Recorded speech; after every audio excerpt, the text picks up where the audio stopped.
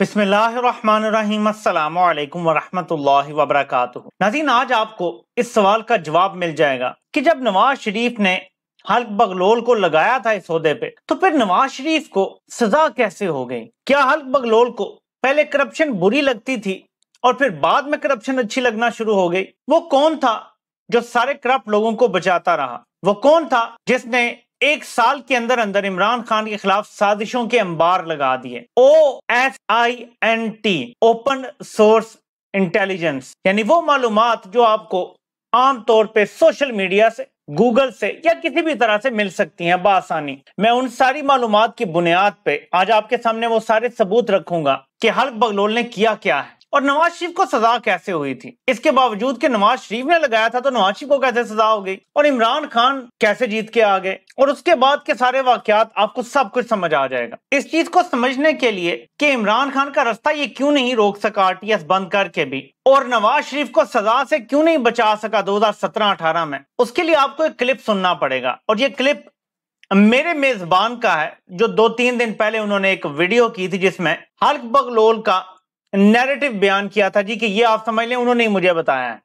यहां से आपको कुछ समझ आ जाएगा। ये एक पॉइंट है, इसके बाद आगे आपको सब समझ आएगा। पहले आप ये जरा पॉइंट सुने कि नवाज शरीफ को बचाया नहीं जा सका और क्या वजह थी कि इमरान खान को रोका नहीं जा सका, वरना हल्क बगलोल तो नवाज शरीफ के साथ बिल्कुल ठीक था। तो ये जरा वो वजह समझ लें। चीफ बनने के बाद नवाज शरीफ से ताल्लुकात खराब होने की वजह क्या थी? तो उसका जवाब ये था कि बतौर इदारा ये जहन में ये बात आ गई भी थी कि इमरान खान जो है वो इस मुल्क को बचाएगा और इमरान खान जो है इस मुल्क का वाहिद लीडर है जिससे उम्मीद लगाई जा सकती। ये गलत इंप्रेशन पड़ चुका हुआ था कि इमरान खान साहब के पास ना पूरी एक बड़ी तैयार टीम है और इनके पास तमाम मसाइल का हल मौजूद है। गौर करें जरा, जब ये आया तो बतौर इदारा एक सोच परवान चढ़ चुकी थी कि पाकिस्तान को मसाइल से इमरान खान ही निकाल सकता है। इसी वीडियो में आगे ये कहा गया है कि नवाज शरीफ को फिर हमने हालात के रहमो करम पे छोड़ दिया। नाज़रीन, एक इदारे का भी दबाव होता है। फिर मैंने आपको बताया था कि एक अगर CEO होता है तो कोई डायरेक्टर्स भी होते हैं, उनकी भी कुछ से होती है, वो भी वहां बैठे होते हैं, उन्होंने भी कुछ कहना होता है, बात करनी होती है। उस टाइम कंपनी के डायरेक्टर्स की अक्सरियत करप्शन के खिलाफ थी। करप्शन के खिलाफ एक मामला चल रहा था।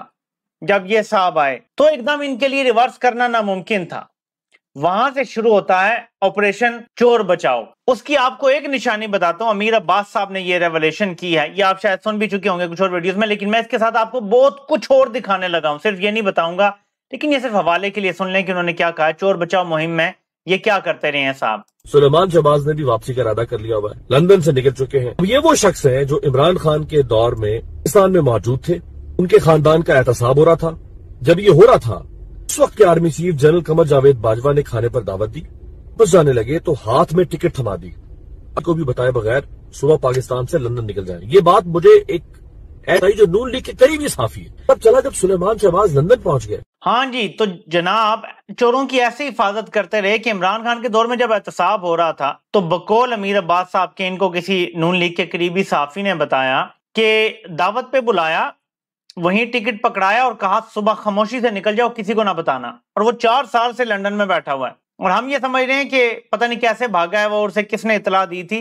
तो वो इतला देने वाले ये हल्क बगलोल साहब खुद थे। अब आपको कुछ चीजें दिखाता हूं जरा। ये जरा एक चीज चेक करें खबर। ये इमरान खान के आने के सिर्फ 2 महीने बाद की है, 1.5-2 महीने बाद की। 1.5 महीना हुआ था हाल्फ लीव इमरान खान को। राना मशहूद कहते हैं कि आइंदा 2 माह अहम है, पंजाब में हालात बदल सकते हैं। अब आपको एक खबर दिखाता हूं, जरा मेरे साथ रहिएगा। मैं आपको इसके सारे कारनामे जो है ना वो आज आपके सामने रखूंगा कि कैसे इस मुल्क के साथ खिलवाड़ किया गया है। अक्टूबर 2018 में इसने मुजाहरे करवाना शुरू कर दिए।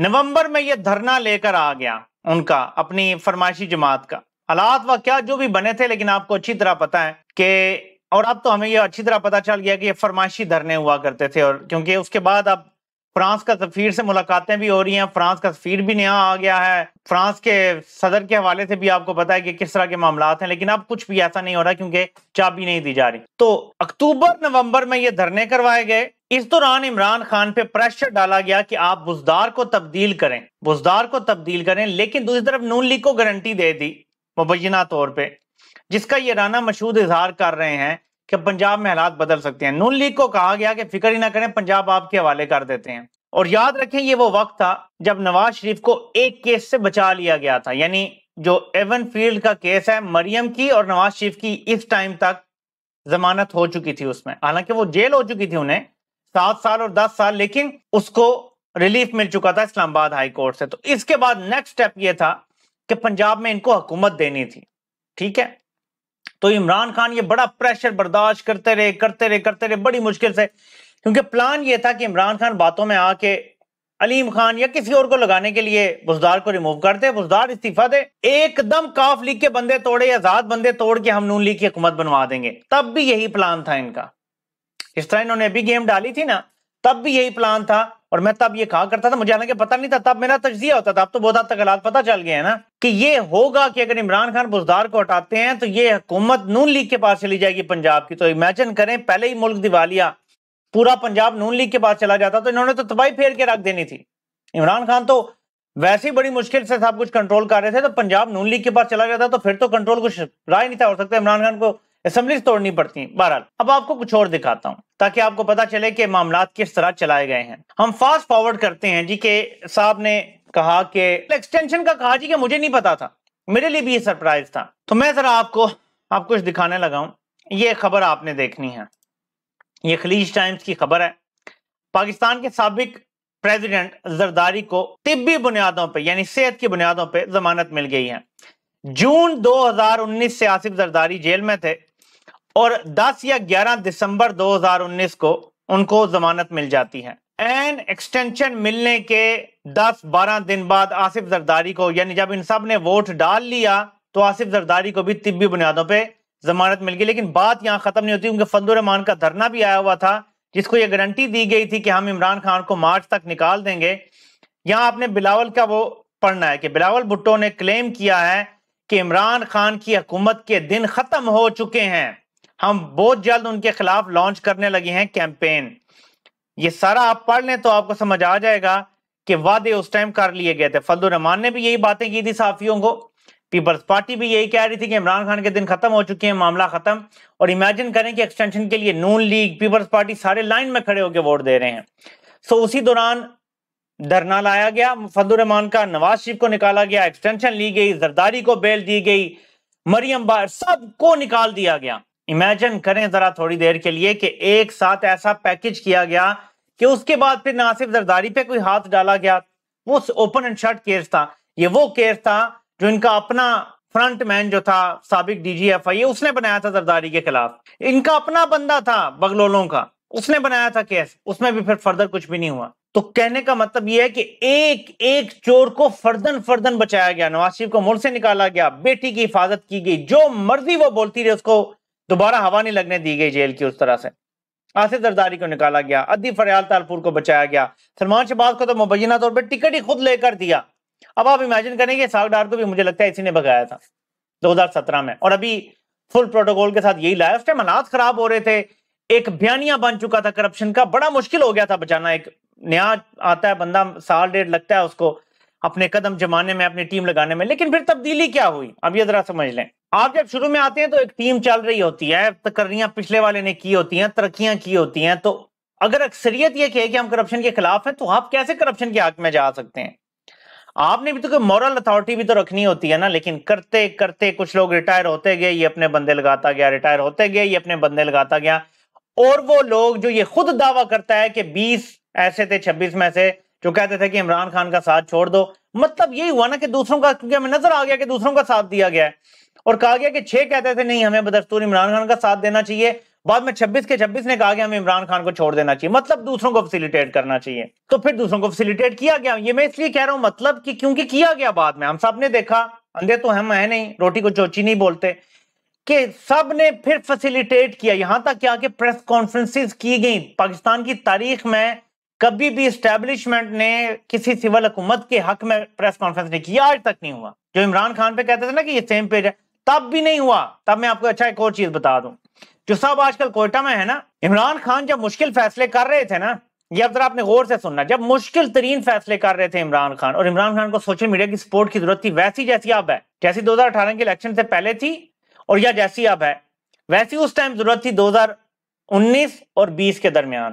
ملک دیوالیہ ہونے والا تھا، مشکل فیصلے تھے، مہنگائی ہو گئی تھی، ڈالر کی قیمت اوپر چلی گئی تھی، لیکن کیا ہوا کہ ایک صاحب نے تحریک انصاف کی جو سوشل میڈیا پہ اکثریت والنٹیئر فورس ہے ان سب کو 5th جنریشن وار میں سک ان کر لیا۔ ایک امیجنری 5th جنریشن وار تھی، کیونکہ اگر وہ حقیقت ہوتی تو آج بھی ہم لڑ رہے ہوتے، لیکن اب اس کی کوئی ضرورت نہیں ہے۔ آپ کو کوئی نظر آتا ہے کہ آپ کسی کو 5th جنریشن وار لڑنے کی ضرورت ہے؟ نہیں ہے۔ ایک امیجنری 5th جنریشن وار میں سب کو سک ان کر لیا گیا، یہاں تک کہ جب عمران خان کو سپورٹ کی ضرورت تھی تو وہ سپورٹ وہاں موجود نہیں تھی سوشل میڈیا پہ۔ اگر ایسا تگڑا سوشل میڈیا جیسا اب ہے تب بھی ہوتا تو عمران خان کی پاپولیرٹی بھی اس طرح نہ گرتی۔ بزدار کے بارے میں اچھے اچھے اینکرز کو، یوٹیوبرز کو غلط سٹوریز فیڈ کی گئیں۔ تو اس بندے نے بدترین معاشی بحران کے دوران، اور اگر کرونا نہ آتا تو یہ ڈیل کر چکا تھا، جیسا کہ میں نے آپ کو بتایا کہ بلاول نے بھی کہا کہ ان کے ختم ہو گیا ٹائم، اس ٹائم فضل الرحمان سے بھی یہ وعدہ کر لیا گیا تھا کہ فروری مارچ 2020 میں عمران خان کو گھر بھیج دیا جائے گا۔ کرونا آ گیا تو یہ سارے معاملات ٹل گئے کچھ عرصے کے لیے۔ بیچ میں سمجھتا ہوں، یہ میری ذاتی رائے ہے، جسٹس گلزار صاحب جو سوا دو سال رہے ہیں نا، وہ رجیم چینج کے حق میں نہیں تھے میرے خیال میں، یہ میری ذاتی رائے ہے۔ جیسے ہی پھر آگے وہ تبدیل ہوئے اور بندیال صاحب آئے فروری میں، مارچ میں آپ کو پتا ہے کہ ووٹ آف نو کانفیڈنس آیا، اپریل میں رات کو عدالتیں کھلی اور معاملات سارے، تب سے اب تک آپ دیکھ لیں کہ انسانی حقوق کی کون سی خلاف ورزی ایسی جو نہیں ہوئی۔ بدترین مارشل لاء میں ہم جی رہے ہیں۔ تو یہ میں نے آپ کے سامنے شارٹ میں بتایا ہے کہ اتنا آسان تھا نہیں تھا اب نواز شریف کو بچانا، لیکن وفاداری کا ثبوت دیا، بچایا ہے۔ بیماری کا کر کے ملک سے نکالا، لندن بھجوایا، بیٹی کو بچایا، بانجوں بتیجوں سب کو بچایا، اسحاق ڈار کو باہر بھیجا، یعنی سب کو بچا کے رکھا، زرداری کو بچایا، ادی فریال تارپور کو بچایا، کسی کرپٹ کو کوئی ہوا نہیں لگنے دی گرم۔ تو وفاداری پوری نبھائی ہے۔ یہ نواز شریف کا خاصہ ہے کہ وہ جو بندے لگاتا ہے وہ وفادار ہوتے ہیں نواز شریف کے، اور وہ وفاداری ان سے پوری وصول کرتا ہے۔ آپ سے انشاءاللہ پھر ملاقات ہوتی ہے۔